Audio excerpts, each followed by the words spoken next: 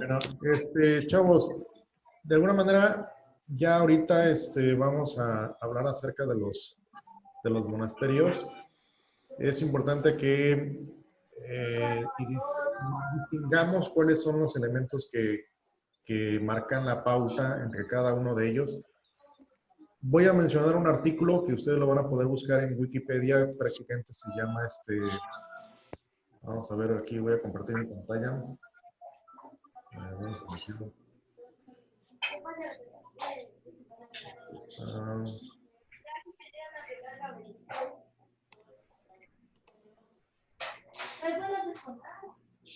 Ahí está. Entonces, este artículo se llama Monasterios en las faldas del Popocatépetl. Lo pueden consultar, ya de alguna forma es bueno que ustedes lo puedan tener. ¿Y de qué trata el artículo? El artículo trata acerca de los 14 monasterios que han sido reconocidos por la UNESCO como Patrimonio Cultural de la Humanidad, como dice, en 1994. Esos 14 monasterios nacen en el siglo XVI. Recordemos que fue la parte en la cual empezaron a darse a conocer. Y empiezan narrando de cómo llegaron a establecer los primeros elementos. Aquí nos empieza a decir que comenzaron con los muros del atrio. Luego después vino la capilla abierta, la capilla posa, y esos elementos que eran despejados, porque no podían estar encerrados las personas, porque pensaban que iban a esclavizarlos, tenía que ser abierto, ¿no? Ya habíamos dicho que era como un campo de fútbol. Posteriormente ya se construye la nave donde ya hoy día cualquier iglesia que vayan ustedes es la nave principal. Y luego los edificios anexos, que es el claustro, que es donde viven las personas, los almacenes, los baños, bibliotecas. Entonces ya se empiezan a construir edificios anexos. Luego después fueron agregados las torres, pues ya los campanarios, las capillas laterales, un segundo patio y en algunos casos un segundo piso para los monasterios. Entonces, todo eso se empezó a construir. Ya por ahí menciona cuáles fueron los estados que se vieron beneficiados con ellos. Estos estados se colocaron alrededor del Popocatépetl. Aquí menciona cuáles fueron los estados. Dice, los estados se encuentran en el estado de Morelos. Vamos a hacer un lado de esto. Y dice, excepto que se hallan en el estado de Puebla. Los monasterios de Morelos se encuentran en el municipio, y empieza a mencionar los municipios que se encuentran en esos monasterios y los que se encuentran en Puebla. Más adelante empieza a narrar cómo es que llegaron los monasterios a México, o cómo llegaron las personas aquí a México. Y menciona, los monasterios son parte de la historia de la primera evangelización de México. Los mexicanos fueron llevados a la Nueva España por Hernán Cortés. Eso es lo que eso ya lo sabemos. En otro video ya habíamos visto que eran 12 los que llegaron, y se decía que eran los 12 apóstoles, por mencionarlo, seguidos por los dominicos y los agustinos. Después de establecerse en la Ciudad de México y en el resto del Valle de México, vamos a poner aquí,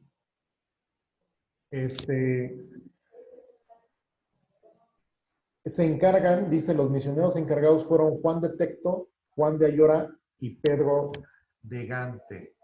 Entonces, prácticamente ellos fueron los encargados de dirigir la difusión de la construcción de los monasterios. Dice que Pedro de Gante fue el último de los cuales aprendió el náhuatl para comunicarse con los pueblos indígenas. Ahora, los monasterios, dice, el de los franciscanos, en 1525 fueron los monasterios de Huetzoncingo, Cuernavaca, Calpan y Xochimilco. Los dominicos llegaron en 1526 y fueron los monasterios de Huastepec, Tepoztlán, Tetela de Volcán y San Andrés de Guayapan.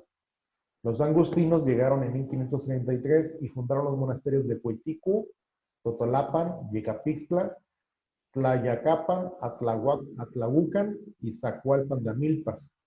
Más tarde, estos monasterios sirvieron de base para los misioneros en parte de la Nueva España como Guerrero, Oaxaca, Chiapas y Guatemala. Ahora, mencionábamos que los monasterios sirvieron como pilares de las ciudades fundadas y refundadas por los españoles durante la época colonial temprana.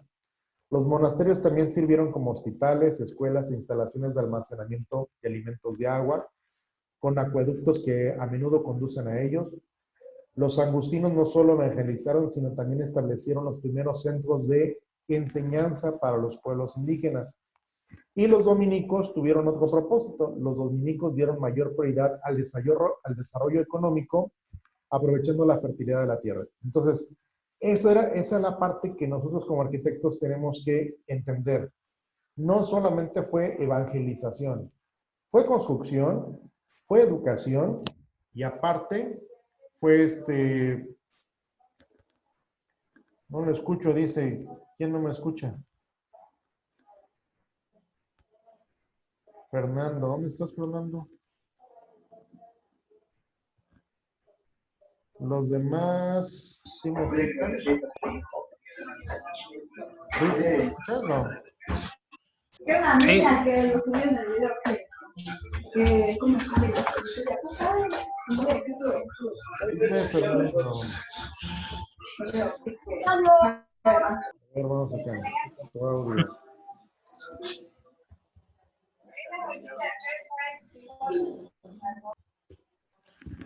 A ver. ¿Todos los demás me escuchan o no? Hagan señal de vida.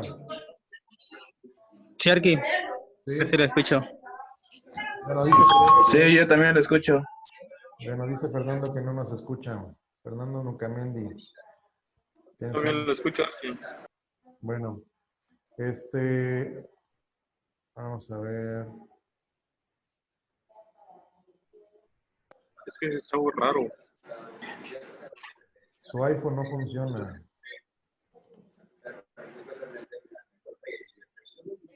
Que le suba el volumen a su teléfono. Que le suba el teléfono y no a la tele. ¿Quién sabe qué andará haciendo? Pero bueno. Ya aparece en pantalla, pero pues no. ¿Ya nos escuchas? No. Fernando, sube el volumen a tu cel. Se miraba un letrero que decía Corona atrás, no sé dónde ande. Pero bueno, capaz está amaneciendo todavía en donde se encuentra y dice que está en clase listo, ¿no? Bueno, de todas maneras, si no nos logras escuchar en vivo y en directo, pues ya te queda checar las clases. Y cualquier duda o comentario, ahí está el chat. Para los que quieran, por si no quieren que se escuche en el audio, pues ahí está el chat también para que lo puedan escribir. El chat no aparece en el video, esa es la parte buena. Muy bien, comentábamos entonces, antes de la introducción de nuestro compañero, mencionábamos que los monasterios se fueron etiquetando por diferentes actividades. La evangélica, la educativa y la de comercio, por así decirlo. Posterior a ello, los monasterios dice que sirvieron como escuelas y ya después de ahí, debido al terremoto del 19 de septiembre del 2007, varios monasterios fueron dañados, tanto leves como graves, como las capillas fosa, los campanarios y las cúpulas. Y eso es una realidad. Incluso aquí en Chiapas le dieron chicharrón a varias iglesias, prácticamente no quedaron algunas. Ahora, dentro de las primeras que vamos a encontrar, ¿qué nos va a llamar la atención? Primero, la superficie que ocupa. Aquí nos está hablando que dice Templo y Antiguo Convento de San Mateo Apóstol. La superficie que ocupa es 1 hectárea 23, ¿sí? Entonces, en el caso del Antiguo Convento es 1 hectárea y media. En el convento de Santo Domingo de Guzmán es casi 1 hectárea, .91. El convento de Santo Domingo es casi 1 hectárea. En el de convento de Santiago Apóstol es media hectárea y un cachito. En el convento de Natividad, 1 hectárea casi y media. Y entonces, y así nos vamos, este que está más grande, convento de San Guillermo, casi 3 hectáreas y media, 3.61 hectáreas. Ese es uno de los más grandes. Está en Morelos, Totalapan. Entonces, ¿qué tiene de particular la superficie? Pues entre más superficie tenga, pues van a tener más equipamiento dentro de sus instalaciones. El día que tengan la oportunidad, después de esto del coronavirus, y que ustedes digan, voy a hacer un recorrido, voy a ir a pasearme por los conventos, pues identifiquen si antes de ir al lugar no se vayan a ir a encontrar con el monasterio más pequeño que hayan seleccionado, porque van a decir, eso es todo lo que vine a ver, y ¿qué tantas horas para llegar a ver un monasterio pequeñito? Pues sí, eso me ocurrió y se los digo por experiencia. Por ejemplo, cuando fui a Totonilco de Tula, viajé un montón de horas, llegué hasta la zona de las pirámides de Totonilco de Tula, y cuando llegas dices, bueno, ¿dónde están las pirámides? Y lo más importante son los atlantes de Tula, que están, pues son unas esculturas grandotas, pero de ahí no hay nada más. Y te quedas así como que, ¿y las pirámides? Ese montoncito de tierra por allá es una pirámide. Ese otro montoncito de allá es una pirámide. ¿Y dónde están? Desapareció. Entonces te encuentras con un chasco de que dices, bueno, y esos palitos, porque había unas columnitas pequeñitas que hay ahí, ahí había un palacio antiguo en la época de no sé qué, y ahí se lo imaginan. Entonces, eso es un chasco porque pues como arquitecto te dices, bueno, pues voy a tener que imaginármelo. Mejor me presta usted un mapa y le voy buscando forma. Y eso fue lo que hice. Me fui al museo de la zona arqueológica y ahí estaba casi la mayoría de cosas que sobrevivieron a esa época. Pero si tú te vas al terreno, no hay nada más que los atlantes. Entonces, por eso hay que hacer mención de que si ustedes van a visitar los monasterios, por lo menos hay que ver si todavía siguen en pie después del temblor y hay que ver qué superficie abarca para que valga la pena poder visitarlos. Entonces, aquí está el más grande, dice Convento San Miguel Arcángel, en Puebla, de 5 hectáreas y media. O sea, ese sí está grandecito, ¿eh? Prácticamente es uno de los más grandes. Y aquí en su fotografía aparecen muchos de los elementos que vamos a ir viendo que van a aparecer en los demás. Todo este rollo de los conventos, si nosotros nos ponemos a checar cuáles son las características, vamos ahorita a ver si nos menciona alguna de ellas, que es el más grande, por ejemplo dice, el convento de San Miguel Arcángel es un templo católico ubicado en Huetzoncingo, dentro del estado mexicano de Puebla. La edificación tiene una arquitectura tipo colonial, subtipo plateresco, y es uno de los primeros 4 establecimientos franciscanos en México y la Nueva España. Tipo plateresco, aquí ya viene la primera parte. ¿Qué es un tipo plateresco? El plateresco, recordemos que muchas veces el barroco y el rococó, que son los estilos franceses e italianos, muchas veces en México no podíamos ponerle esa palabra porque pues nadie la iba a entender. Y empieza a surgir el estilo plateresco, el que se utiliza, por obvias razones, la plata con el repujado, por así decirlo, y el adorno en algunos utensilios que se empezaron a poner en los retablos. ¿Qué son los retablos? Los retablos es donde van todas las imágenes cristianas, tanto la cruz y algunos otros arcángeles y ángeles y la Santísima Trinidad y cosas parecidas. Es lo que le da la espalda al párroco de la iglesia y eso se llama retablo. A partir de ahí es donde se empieza a adornar. Ya posteriormente se le empezó a meter oro y posteriormente fue robado y hoy día los retablos carecen completamente de adornos de oro o de plata. Entonces, Oaxaca en su época estaba muy lleno, me tocó ir al convento de Santo Domingo en Oaxaca y realmente sí contaba en todo, hasta en el techo, y tenía filamentos de oro y todo lo demás. San Cristóbal en su momento también tenía, pero pues ya voló, ¿no? Ahora, dice que este es un antiguo convento que se remonta al siglo XVI. El conjunto se encuentra emplazado en las laderas de los volcanes Popocatépetl e Iztaccíhuatl. Quienes hayan tenido la oportunidad de viajar a estos lugares, pues se darán cuenta que estos sitios están muy padres. A mí me tocó estar en los dos, en la parte de arriba de Popocatépetl, no en la parte del volcán, pero sí en la parte donde se puede visitar.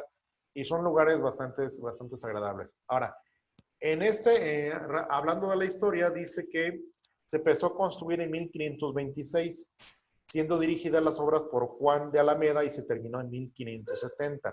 Por el arquitecto, aquí viene la parte importante, Toribio de Alcaraz. ¿Y quién es entonces Toribio de Alcaraz? Dice, ya ahorita vamos a hablar acerca de eso. Su estilo es plateresco. El atrio cubre una superficie de 14.400 metros cuadrados con planta rectangular, aproximadamente 60 metros lineales de longitud. Ahora vamos a checar quién es o quién fue Toribio de Alcaraz. ¿Por qué él se dejó influenciar? Vamos a ver.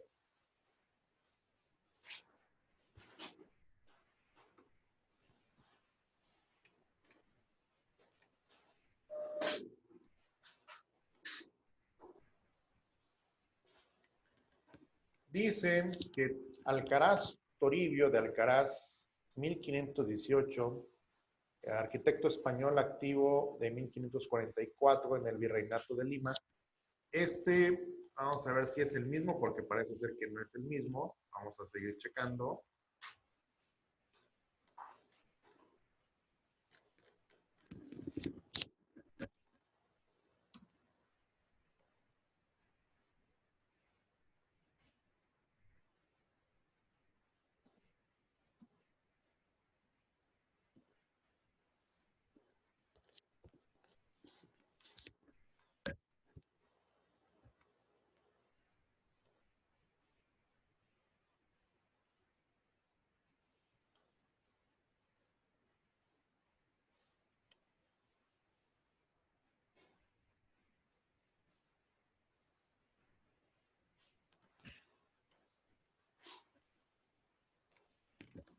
Puebla y Marín, dice Popocatépetl, lo mismo que estamos hablando.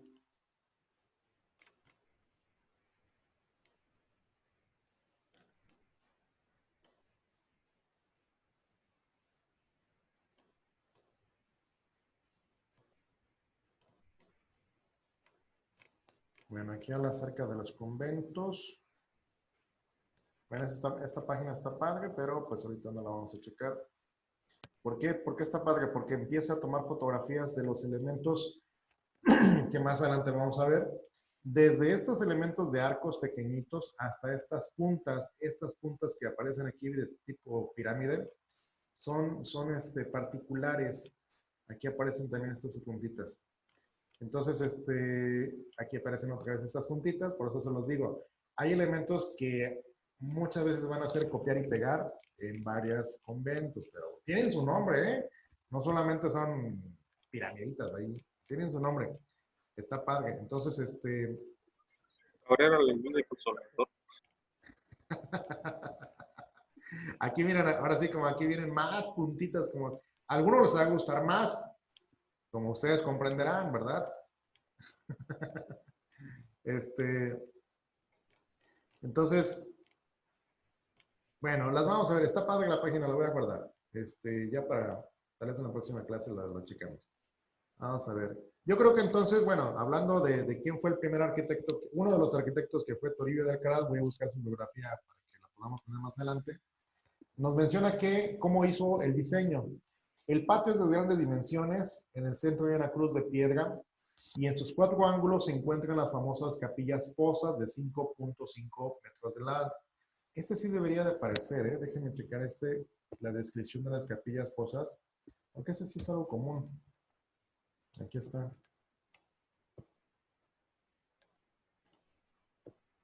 Ahí está. Se denomina capilla posa a la solución arquitectónica empleada en los conjuntos monasterios de la Nueva España en el siglo XVI, consistente en 4 edificios cuadrangulares abovedados, o sea, que aparece por acá, capillas posa. ¿Por qué razón se empezó? Y esto se colocaban en las esquinas, casi que yo recuerdo ahorita.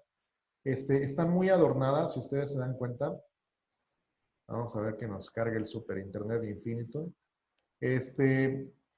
¿Cuál era la ventaja de hacer este tipo de capillas? Digo, ¿por qué se hizo? Vamos a ver. Y por aquí nos menciona. Las capillas totalmente de piedras poseen dos arcos levemente rebajados sobre los muros del atrio. Se pueden observar restos de un Via Crucis ahí en tapa. Cada una de las capillas se encuentra dedicada a un santo. Los apóstoles, Pedro y Pablo, San Juan Bautista, Santiago y la Virgen de Asunción. Ya hablamos acerca de la Virgen. Recordemos que la Virgen de Asunción fue la primera Virgen, por así decirlo, que vino de parte de los españoles. Eso ya lo vimos en una clase. Que a raíz de eso vino la Virgen María, ¿no? Ahora, sus fachadas están decoradas con 12 ángeles esculpidos en bajo relieve en 3 capillas, mientras que la decoración de la cuarta capilla fue destruida en 1910 por revolucionarios que se refugiaron en el convento. La entrada tiene altas columnas clásicas. Recordemos que estamos hablando del convento de Huetzoncingo. O sea, Huetzoncingo. Y estas, ¿qué tienen? La entrada tiene altas columnas clásicas, que son estas que tenemos acá. Y luego después dice, cuyos capiteles soportan una delgada cornisa para formar un alfiz. Está decorado por el clásico cordón franciscano. ¿Y cuál es el cordón franciscano? Ustedes van a checar que está aquí. Así de sencillo. Súper diseñazo que se aventaron. Entonces, y otra vez las mismas puntitas que les acabo de mencionar. Ahora, esto que tenemos acá, ahí está. Entonces, estas son las capillas que estamos hablando. Todo esto fue hecho con mano indígena, por así decirlo, de las primeras culturas que conocíamos. El arquitecto tuvo que empezar a diseñar, a pedirles a la mano de obra cómo poder esculpir este tipo de esculturas, ¿no? Para poder crear estas. Tuvo que enseñarles cómo hacer la argamasa, porque independientemente que ya se hacían pirámides con este tipo de basamento, se tuvo que hacer una nueva composición o mejorarla. ¿Por qué razón? Porque recordemos que estamos en la base de los volcanes, o sea que está hecho con puzzolana volcánica, lo que hoy día en México todavía sigue existiendo. Entonces, se tuvo que mejorar, se tuvo que hacer para que tuviera nuevas características. Y basado a esas experiencias, vamos a ver por acá. Vamos a ver.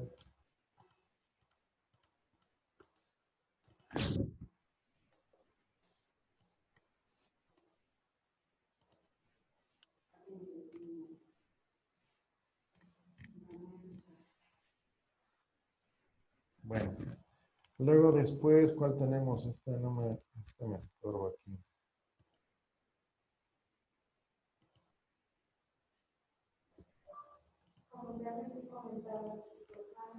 Bueno, luego tenemos, ¿cuál es el otro que tenemos más grande que estaba por acá? Convento de San Guillermo. Esta no hay nada. Vamos a ver qué otra. Esta que está pequeñita, vamos a ver qué tiene de interesante. No tenemos nada de información. Bueno, entonces nos vamos a la página que encontramos hace un rato. Vamos a ver dónde estaba.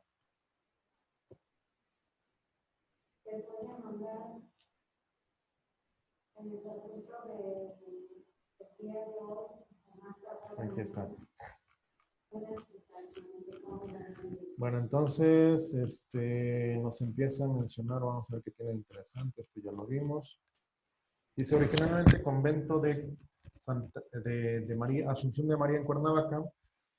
Convento de Ascensión en 1891 se convirtió en la Catedral de Cuernavaca, fue la quinta fundación franciscana en México, fundada en 1525. por los 12 primeros frailes franciscanos que llegaron al país. Entonces, este fue la quinta. En orden cronológico, es muy difícil establecer, así como etiquetar, esta es la primera, esta es la segunda, esta es la tercera. Es muy difícil establecer ese orden cronológico, porque algún historiador va a decir, esta fue la primera y esta fue la quinta, pero es un poquito difícil. ¿Qué es lo más recomendable hablar acerca de cuando hablamos de historia de los conventos? Lo más recomendable es quién lo hizo, para qué cultura sirvió y qué actividad se desarrolló. Si nos ponemos a adivinar quién fue la primera o la segunda, nunca vamos a terminar y vamos a terminar en pleito. Entonces, primero son esas tres cosas que les digo. ¿Dónde? ¿Para qué? Y ¿para qué sirvió, no? Ahora, construido por los indígenas, esta que está en Tepoztlán, construida por las indígenas de la región bajo las órdenes de los franciscanos dominicos de 1555 a 1580 y dedicado a la Virgen de la Natividad. Actualmente este recinto es la Parroquia de la Natividad, Museo y Centro de Documentación Histórica de Tepoztlán. Algo vamos a ver si viene por aquí.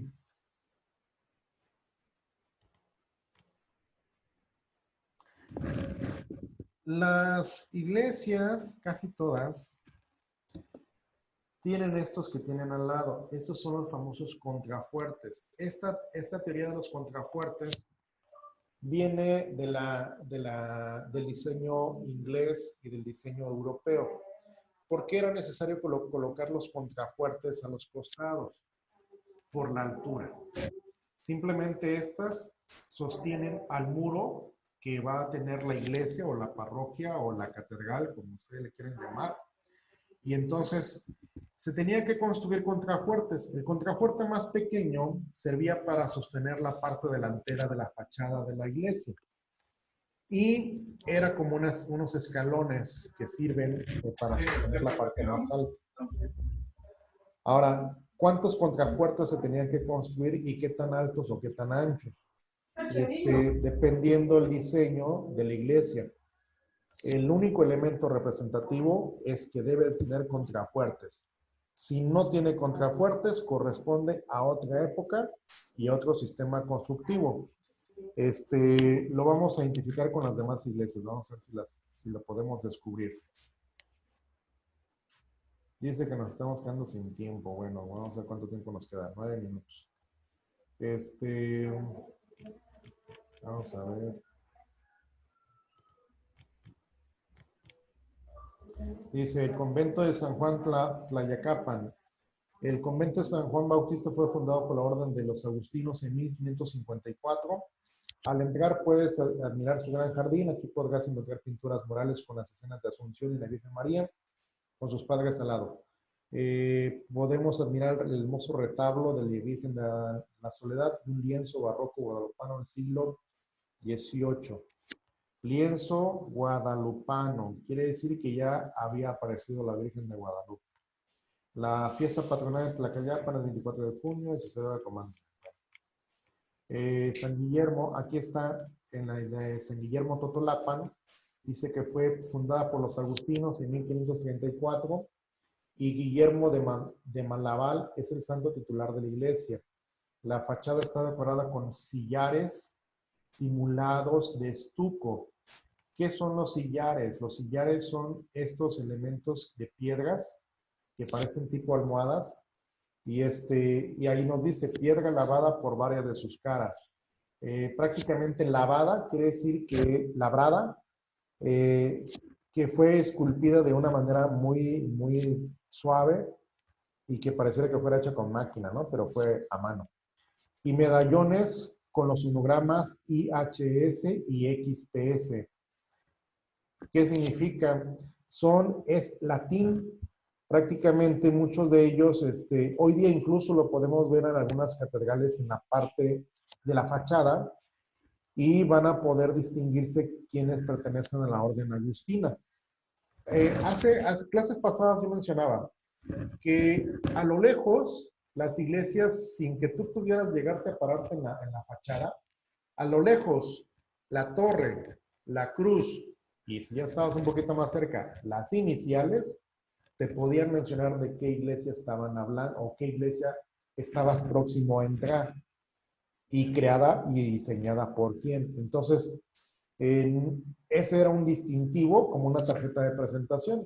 Si a lo lejos mirabas que las torres estaban diseñadas de tal forma, ya sabías tú si te convenía acercarte a ese monasterio o a quienes ibas a encontrar, si a franciscanos, dominicos o agustinos. Entonces, ya más o menos eso se distinguía. Esto debería de aparecer rápidamente también en internet. Vamos a buscar si funciona.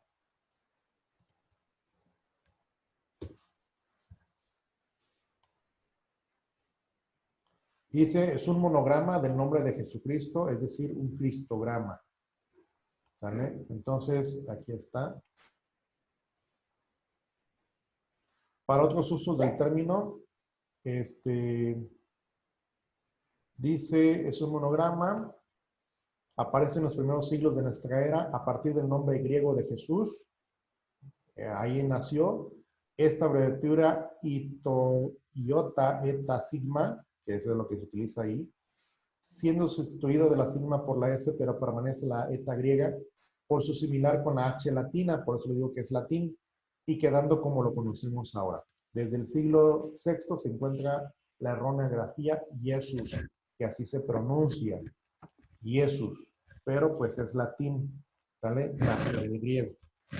Bueno, pues eso lo van a ver, y aquí está el escudo del Papa, IHS, ahí aparecen estos símbolos. No me acuerdo si aparece aquí en la Catedral de San Marcos, aquí en Tuxtla.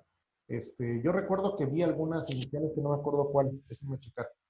De hecho, a ver si tengo la foto aquí, déjenme checar aquí las fotos.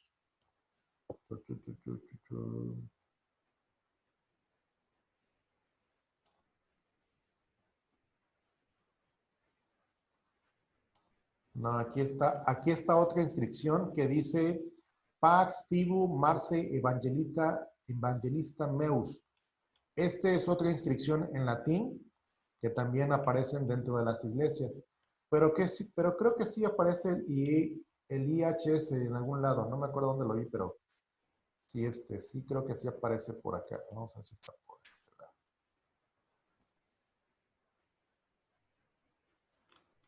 No me acuerdo dónde está. Pero bueno, sí aparece y eso era parte de la historia, ¿no? Bueno, esas iniciales, vamos a ver dónde estábamos. Ya.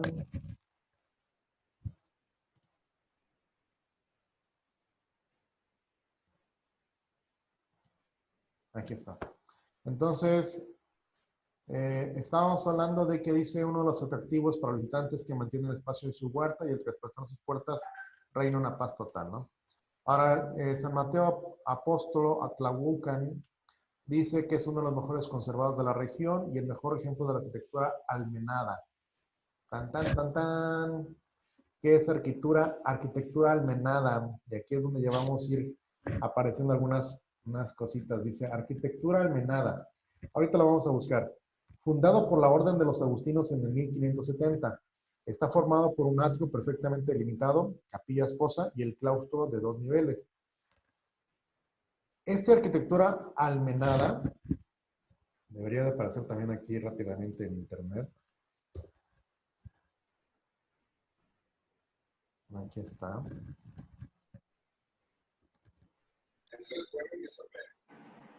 Vamos a ver si aparece bien. Dice que almenado... Es un elemento arquitectónico típico de la arquitectura militar medieval. Así es. Por eso yo les decía, las piramiditas que aparecen de piquito en cada convento no se llaman pirámides, se llaman almenas. Ese es el nombre correcto, ¿ya? Entonces, por eso estábamos diciendo, fíjense cómo copiaron y pegaron esas pirámides pequeñitas, pero su nombre no son pirámides, su nombre son almenas, ¿ya? Por eso aquí donde nos empieza a hablar acerca de, tiene arquitectura, bueno, esta tiene las almenas aquí al frente, ¿sí? Son almenas o merlón, ¿no?